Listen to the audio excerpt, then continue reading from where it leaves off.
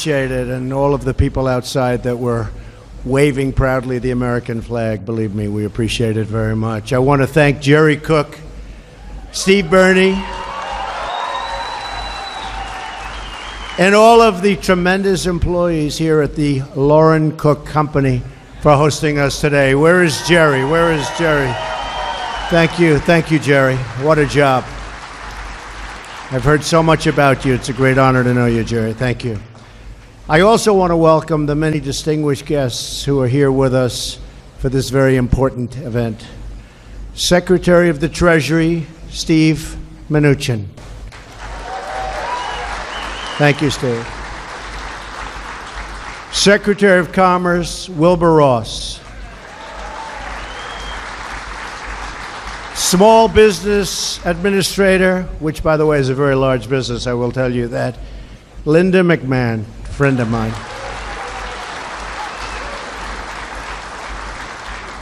And from the purely political world, a really great friend who did such an incredible job with his beautiful wife at the inauguration, Senator Roy Blunt. Thank you. Thank you. Where's Roy? Thank you, Roy. Governor Greitens is here, who's doing some job. Thank you, Governor. Special. Lieutenant Governor Parson. Lieutenant Governor. Thank you, Lieutenant Governor. And our great members of Commerce, I want to thank you all for coming. There's so many. I was asking the governor and Roy, I said, do you think I should announce them all? I have so many. But I'm honored that they're here. Representative Sam Graves. Representative Vicky Hartzler. It's been terrific. My friend for a long time and just somebody that he liked me from the beginning and I liked him, Billy Long. Where's Billy? Billy. Right, Billy? Right from the beginning. Blaine Luetkemeyer. Where's Blaine? Good. Thank you, Blaine. Representative Jason Smith.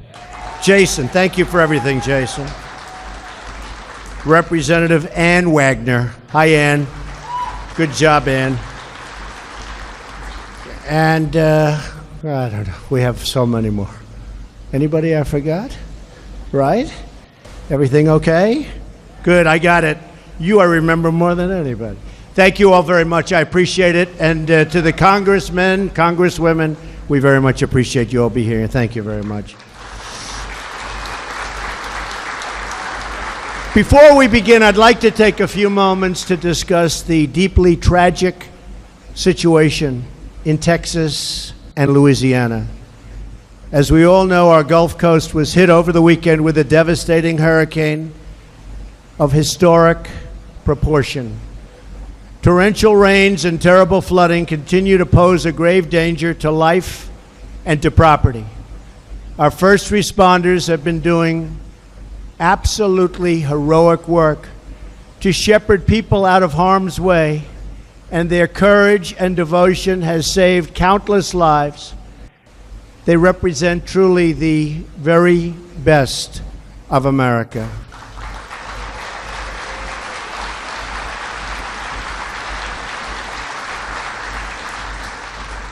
We must be vigilant. We must protect the lives of our people. I was on the ground in Texas yesterday to meet with Governor Abbott, who is doing, by the way, an incredible job, and local officials, so that we could coordinate the very big and unprecedented federal response. In difficult times such as these, we see the true character of the American people, their strength, their love, and their resolve. We see friend helping friend, neighbor helping neighbor, and stranger helping stranger. And together, we will endure and we will overcome.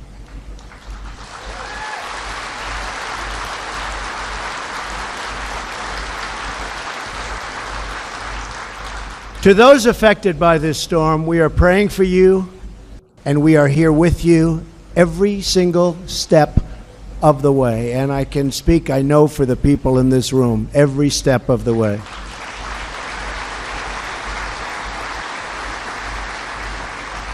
To those Americans who have lost loved ones, all of America is grieving with you, and our hearts are joined with yours forever. The citizens of Texas and the Gulf Coast need all the prayers, support, and resources our communities have to offer.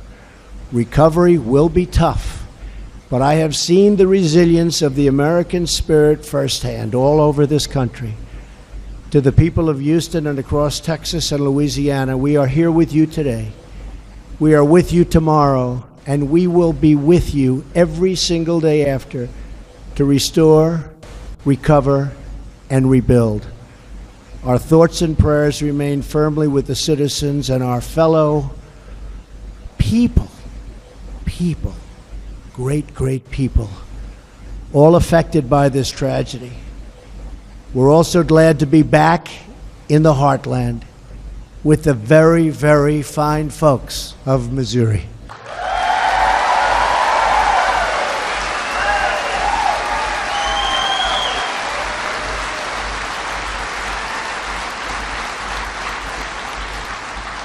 And I said to Senator Blunt, and I said to Billy Long on the plane coming in, can I say Missouri, or should I say Missouri? Okay? And they said, whatever you want is okay. So I said, good. But I'm especially pleased to be here in Springfield, the birthplace of a great American icon, the legendary Route 66. Who would have known that? This is the place where the Main Street of America got its start. And this is where America's Main Street will begin its big, beautiful comeback that you are seeing it right now. This is a comeback of historic proportions. You're seeing it happen right now. Right? You're seeing it. We're here today to launch our plans to bring back Main Street by reducing the crushing tax burden on our companies and on our workers.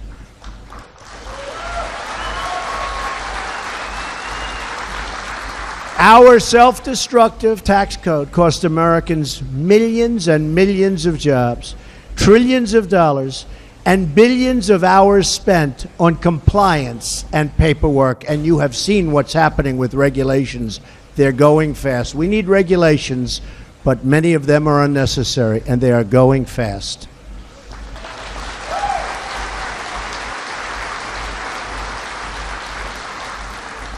That is why the foundation of our job creation agenda is to fundamentally reform our tax code for the first time in more than 30 years. I want to work with Congress, Republicans, and Democrats alike on a plan that is pro-growth, pro-jobs, pro-worker, and pro-American.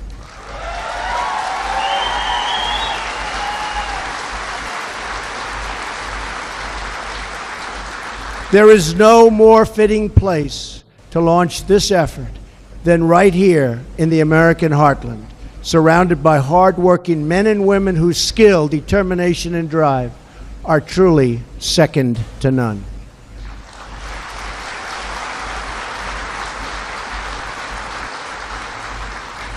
And by the way, before I start, Ivanka Trump, I see my beautiful daughters in the audience. Stand up, mother.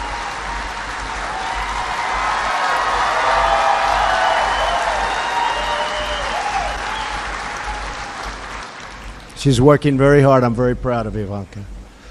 For many decades, Route 66 captured the American spirit.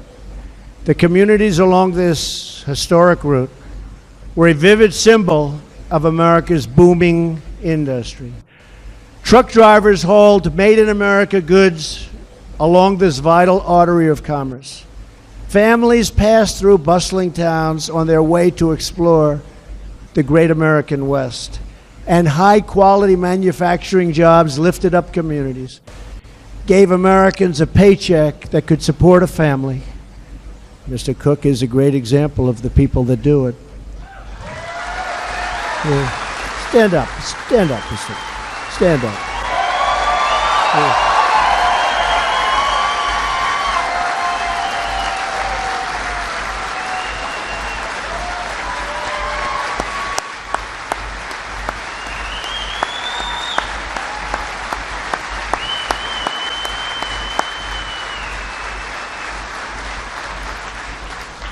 I think they like you. And provided millions of our fellow citizens with the pride and dignity that comes with work. But in recent years, millions of Americans have watched that prosperity slip away in the rear view mirror. And it wasn't pleasant to watch, especially for me. I would sit back, I was in business, and I could see what was happening. It wasn't good. If we want to renew our prosperity and to restore opportunity, then we must reduce the tax burden on our companies and on our workers.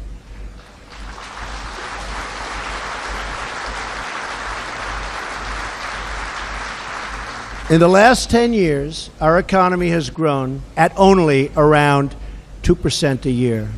You look at other countries and you look at what their GDP is. They're unhappy when it's 7, 8, 9. And I speak to them, leaders of the countries. How are you doing? Not well, not well. Why? GDP is down to 7%. And I'm saying we were hitting 1% just a number of months ago. So we're going to change that around, folks, that I can tell you, and we're going to change it around fast.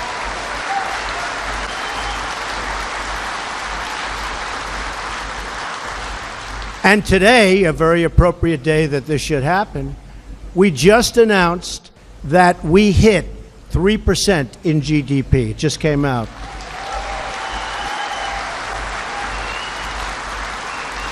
And on a yearly basis, as you know, the last administration, during an 8-year period, never hit 3%. So we're really on our way.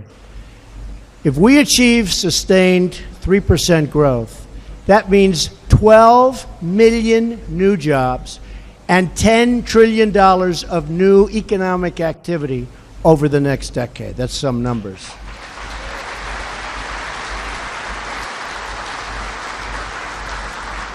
And I happen to be one that thinks we can go much higher than 3%. There's no reason why we shouldn't.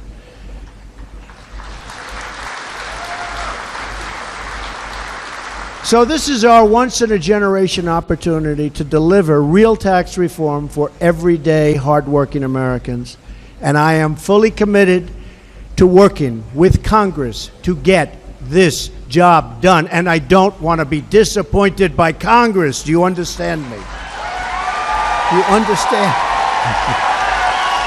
Understand. Congress. I think Congress is going to make a comeback. I hope so.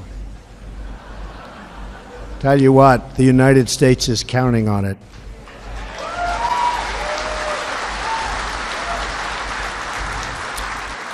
Here are my 4 principles for tax reform. First, we need a tax code that is simple, fair, and easy to understand. That means getting rid of the loopholes and complexity that primarily benefit the wealthiest Americans and special interests. Our last major tax rewrite was 31 years ago. It eliminated dozens of loopholes and special interest tax breaks, reduced the number of tax brackets from 15 to 2, and lowered tax rates for both individuals and businesses. At the time, it was really something special. Since then, our tax laws have tripled in size, and the tax code itself now spans more than 2,600 pages, and most of it is not understandable. Tax rates have increased, and special interest loopholes have crept back into the system. The tax code is now a massive source of complexity and frustration for tens of millions of Americans. In 1935, the basic 1040 form that most people file had 2 simple pages of instruction. Today, that basic form has 100 pages of instructions, and it's pretty complex stuff. The tax code is so complicated that more than 90% of Americans need professional help to do their own taxes. This enormous complexity is very unfair It disadvantages ordinary Americans who don't have an army of accountants while benefiting deep-pocketed special interests. And most importantly, this is wrong. First and foremost, thank you. First and foremost, our tax system should benefit loyal, hardworking Americans and their families.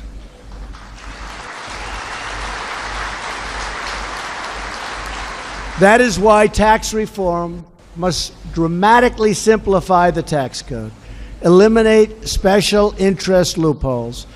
And I'm speaking against myself when I do this, I have to tell you. And I might be speaking against Mr. Cook, and we're both okay with it. Is that right? It's crazy. We're speaking, maybe we shouldn't be doing this, you know? But we're doing the right thing.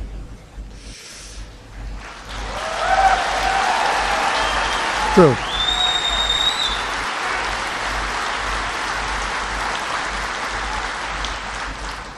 And allow the vast majority of our citizens to file their taxes on a single simple page without having to hire an accountant.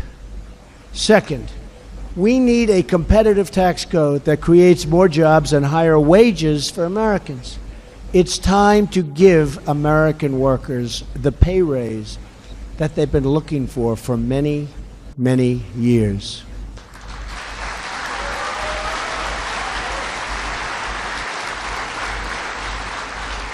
In 1986, Ronald Reagan led the world by cutting our corporate tax rate to 34%.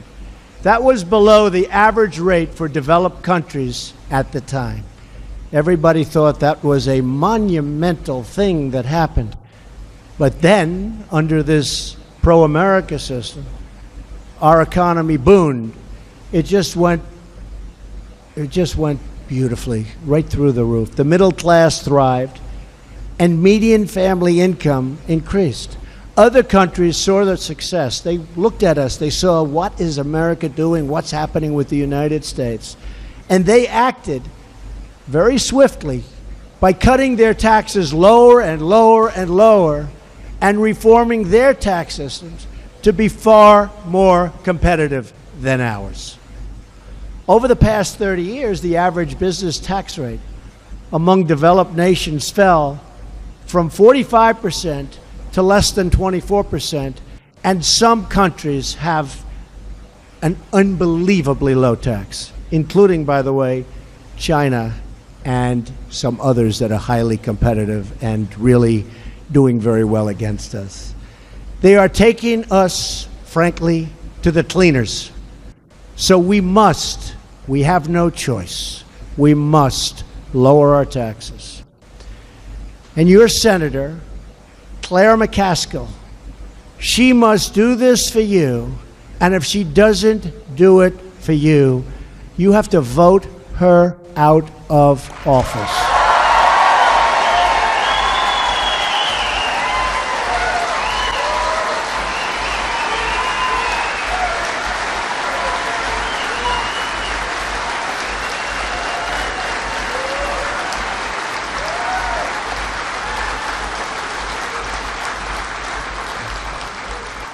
She's got to make that commitment. She's got to make that commitment. If she doesn't do it, just can't do this anymore with the obstruction and the obstructionists.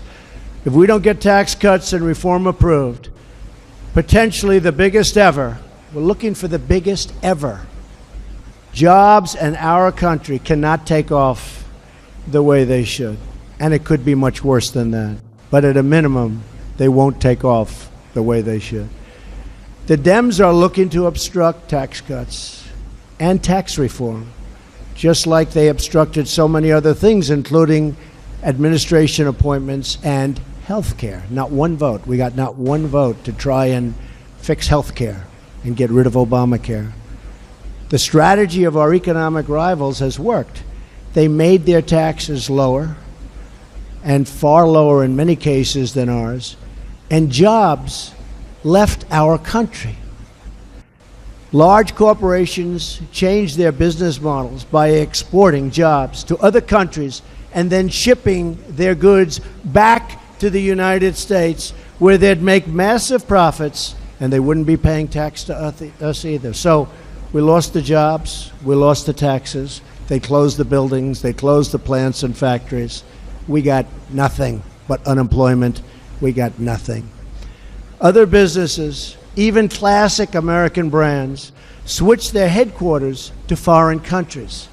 Because of this and other reasons, like weak borders, America remains stuck in the past. Although I have to tell you, we have General Kelly here today, and we stopped 78% going up to 80% on the border traffic coming through in just a short period of time.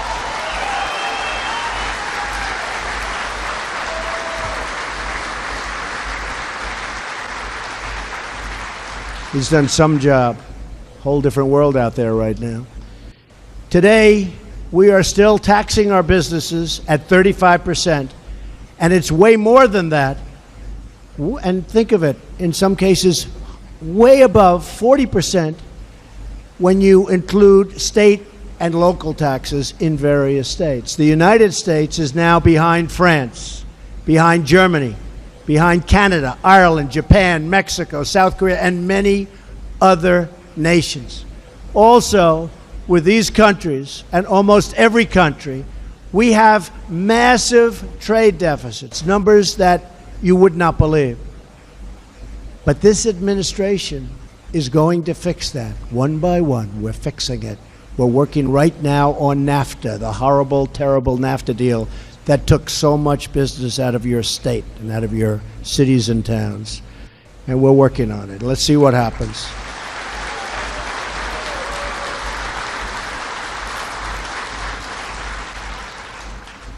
Mexico is not happy. But as I told them, you made a lot of money for a lot of years and everybody left you alone. We got to change this deal, and hopefully we can renegotiate it, but if we can't, we'll terminate it and we'll start all over again with a real deal.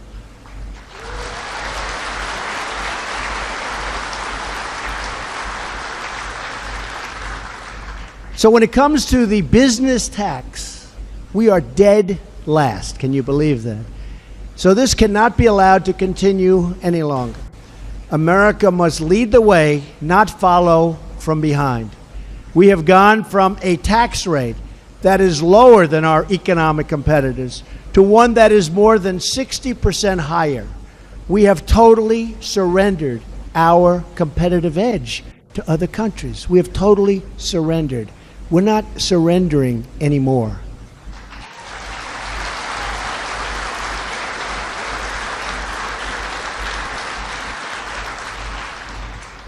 Ideally, and I say this for our Secretary of the Treasury, we would like to bring our business tax rate down to 15%, which would make our tax rate lower than most countries, but still by no means the lowest, unfortunately, in the world. But it would make us highly competitive. In other words, foreign companies have more than a 60% tax advantage over American companies. They can pay their workers more, sell their products and services at lower cost, and still make more money than their U.S. competitors. We cannot restore our wealth if we continue to put our businesses at such a tremendous disadvantage. We must reduce the tax rate on American businesses so they keep jobs in America, create jobs in America, and compete for workers right here in America, the America we love.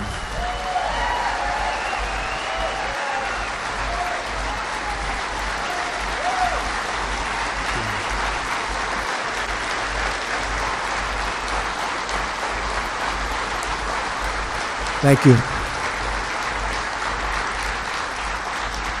Thank you very much. Because when businesses compete for labor, your wages will go up. Lower taxes on American business means higher wages for American workers, and it means more products made right here in the USA.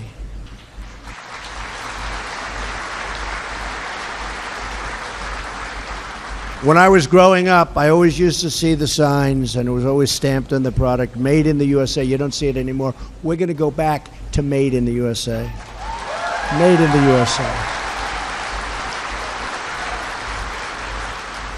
The third principle for tax reform is a crucial one: tax relief for middle-class families.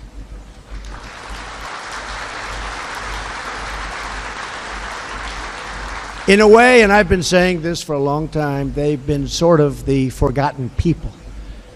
But they're not forgotten any longer, I can tell you that. We will lower taxes for middle-income Americans so they can keep more of their hard-earned paychecks, and they can do lots of things with those paychecks. And that really means buying product ideally made in this country, but that means they'll go out and they'll spend their money, and it will be a beautiful thing to watch. This includes helping parents afford child care and the cost of raising a family. That's so important to Ivanka Trump.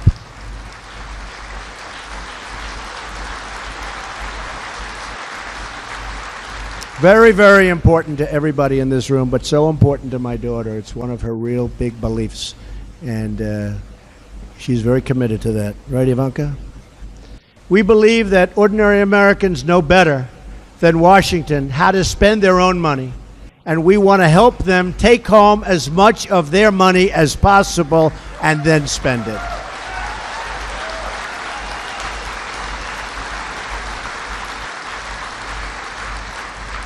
So they'll keep their money, they'll spend their money, they'll buy our product, our factories will be moving again, companies are going to move back into our country, jobs are going to prosper, and our country is going to be just like it says on that beautiful red hat. It says, "Make America Great Again." That's what we're going to do. Right? Fourth and finally, we want to bring back trillions of dollars in wealth that's parked overseas. Because of our high tax rate and horrible, outdated bureaucratic rules, large companies that do business overseas will often park their profits offshore to avoid paying a high United States tax if the money is brought back home. So they leave the money over there. The amount of money we're talking about is anywhere from $3 to $5 trillion. Can you believe that? By making it less punitive for companies to bring back this money, and by making the process far less bureaucratic and difficult, we can return trillions and trillions of dollars to our economy and spur billions of dollars in new investments in our struggling communities and throughout our nation. It's time to invest in our country, to rebuild our communities, and to hire our great American workers.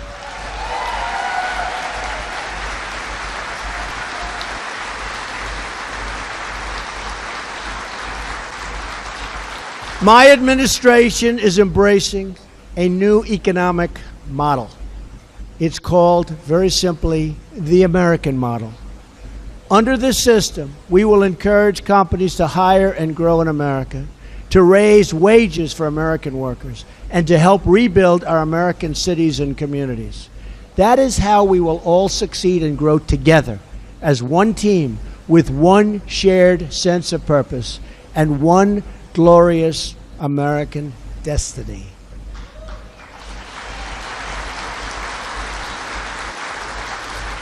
So today I'm calling on all members of Congress, Democrat, Republican, and Independent, to support pro-American tax reform. They have to do it. It's time. They have to do it. It is time. I'm calling on Congress to provide a level playing field for our workers and our companies, to attract new companies and businesses to our shores, and to put more money into the pockets of everyday, hardworking people, and also into the pockets of our companies so they can continue to grow and expand.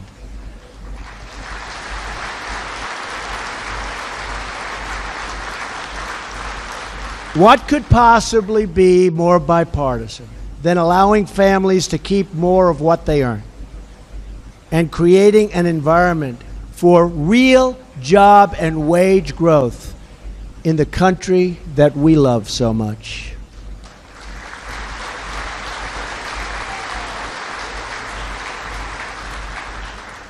So let's put, or at least try to put, the partisan posturing behind us and come together as Americans to create the 21st century tax code that our people deserve.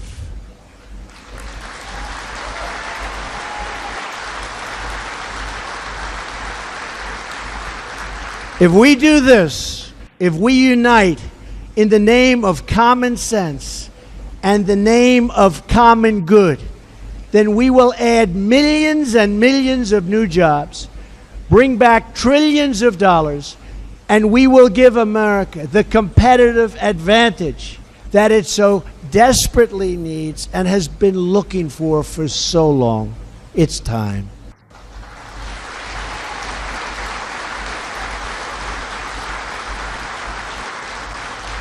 Products made with American hands, American labor, and American grit will once again be delivered throughout the world. That's true. True. It's time. Instead of exporting our jobs, we will export our goods.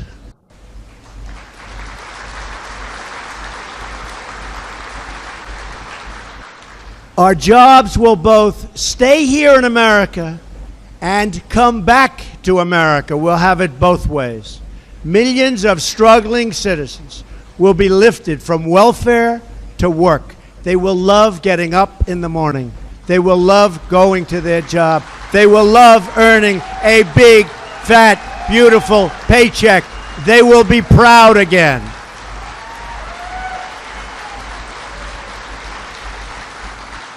That is the future I want for our people. That is the future I want for America. A nation where we are proud, prosperous, united, and free. Today, I am asking every citizen to join me in dreaming big and bold and daring things, beautiful things, for our country. I am asking every member of Congress, of which we have many with us today, to join me in unleashing America's full potential. I am asking everyone in this room and across the nation to join me in demanding nothing but the best for our nation and for our people. And if we do these things, and if we care for and support each other and love each other, then we will truly make America great again. Thank you. God bless you.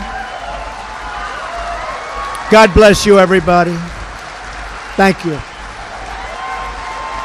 Thank you very much. Governor, thank you. Thank you, Governor. Thank you, Senator. Thank you. Thank you, everybody.